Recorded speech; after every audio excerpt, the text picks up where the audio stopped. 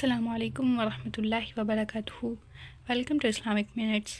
آج کے دور میں لوگ یہ کہتے ہیں کہ عزت پیسے سے ہوتی ہے، نماز، دین یا تقوی سے نہیں۔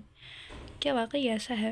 آج ہم قرآن و حدیث کی روشنی میں اس بات کا جواب تلاشنے کی کوشش کریں گے۔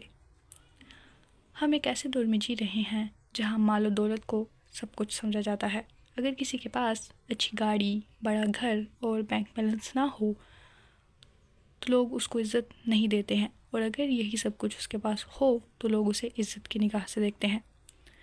لیکن اگر کسی کے پاس اس کے برعکس دین ہو، عبادت ہو، نماز ہو، اسے اکثر نظر انداز کیا جاتا ہے۔ سوال یہ ہے کہ اللہ کے نزدیک عزت کس کو ملتی ہے؟ کیا واقعی صرف مالدار ہی عزت دار ہیں؟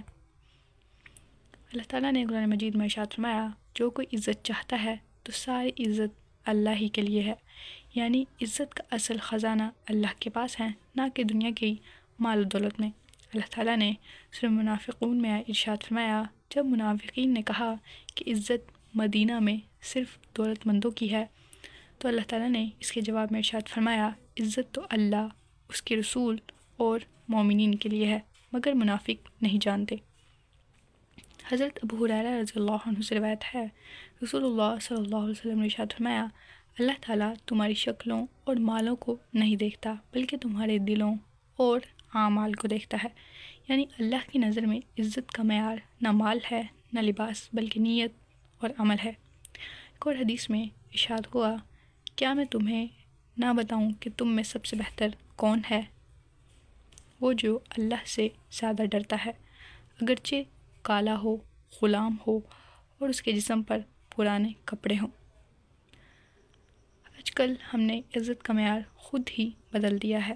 ہمیں لگتا ہے کہ جو مہنگے کپڑے پہنے، بڑی گاڑی میں ہو، وہی باعزت ہے، جبکہ قرآن ہمیں کہتا ہے کہ عزت ایمان اور تقوی سے ملتی ہے۔ نماز انسان کو اللہ سے جوڑتی ہے۔ نماز غرور کو ختم کرتی ہے، عاجزی سکھاتی ہے اور دل کو پاک کرتی ہے۔ نماز ہی ہے جو انسان کو گناہوں سے روکتی ہے، اور یہی اصل عزت ہے۔ اللہ تعالیٰ نے ارشاد فرمایا، یقیناً نماز بے حیائی اور برائی سے روکتی ہے۔ عزت اللہ سے مانگنی چاہیے، نماز سے جڑنا چاہیے، تقوی اختیار کرنا چاہیے۔ مال آئے گا اور چلا جائے گا، مگر اللہ کے نزدیک عزت صرف متقیوں کے لیے ہے۔ اسی لیے ہمیں چاہیے کہ قرآن پڑھیں، نماز پڑھیں اور دنیا کو دکھائیں کہ عزت صرف پیسے میں نہیں بلکہ ایمان میں ہے۔